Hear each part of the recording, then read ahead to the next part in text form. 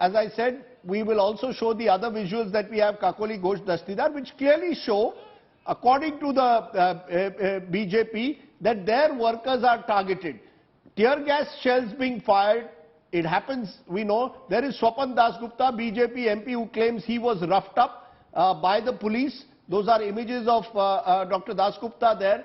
How do you respond? So you've got the BJP claiming that their workers and their leaders have been roughed up, tear gas fired, shells fired at them, water cannons, versus the images that I showed at the start, where some BJP workers, according to Shehzad, they are not BJP workers, but they clearly carried BJP flags.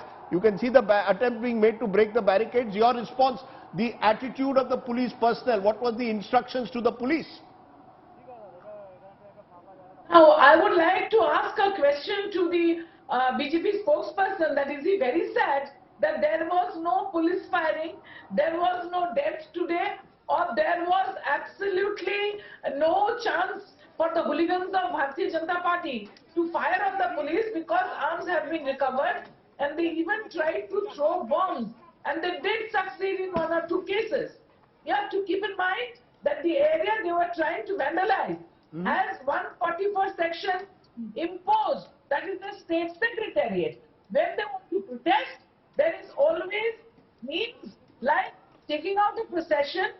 Could they not have been allowed? Could they not have been allowed to carry? Could they not have been allowed to carry their procession without these clashes of the kind that have taken place today between the police and the workers? I remember when you all were in the opposition, you would blame the CPIM-led government for similar acts using the police to target the opposition. Let me finish. Let me finish. Yes. We never wanted to break anywhere. You please look up the history. You will never find ever. We wanted to break section 144 with this kind of hooligans. Half of these people, more than half, was by hiring trains. More than 3 crore rupees was spent on hiring whole trains and bringing hooligans from outside states. And this Shatragachi station is a railway station which was used. This is central government property where since yesterday hooligans were kept. In the morning they were let loose and incessant pelting of stones, brickbats, bamboos were done at the police. The police restrained, they kept their calm, and just to disperse this mad crowd, they have to use the water cannon. They want to unleash anarchy and destabilize the peace of this state of West Bengal. Okay. Bengalis are very calm people, they are very literate people, they don't accept. Ma'am, let's not go into Bengal's history in recent times with political violence, whether it's been the left in power or Trinamool Congress. It's the state now which therefore has the most elongated poll process. But, Shehzad, the fact is that many of the sequences are showing BJP workers targeting the police. Now, when this happens in other parts of the country, the BJP raises the red flag. Here you cannot. I will come back to the shot. Even if it is one policeman being beaten up in that manner, and the charge which has been made both in Kolkata and Delhi is you brought in people from outside Kolkata also to create mayhem. The idea of this procession, you want to protest against corruption.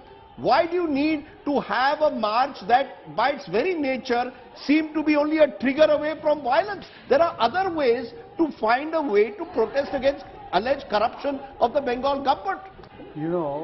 The government which claims to be of Mati Manush, today the Manush of West Bengal is on the streets demanding accountability against corruption, and corruption that has been proven, and it has come out in court orders. Courts have ordered CBI probes and people have had to lose their jobs. Today this Manush of West Bengal is being called an outsider by Kakoli. And look at the irony of this. If they had all the information that weapons were there, bombs were there, what were they waiting for? They should have made the arrest and preempted all the arrests and done that. But having said that, you often become what you hate. 34 years of left's long rule and reign of terror has been replaced by even more bloodier terrain and terror of Mamata Banerjee. Today it is TMC is not too much corruption alone. It is also Tanashahi Mujhe Chahiye. This is Tanashahi Mujhe Chahiye on steroids. Let me give you a couple of examples. First of all, these same people, look at the kind of barricades that were put. Not one of the liberal lights of this country is saying that why were permanent barricades being fixed. Not one of them is saying that if this is an illegal protest, to go out and to make your voice heard against corruption.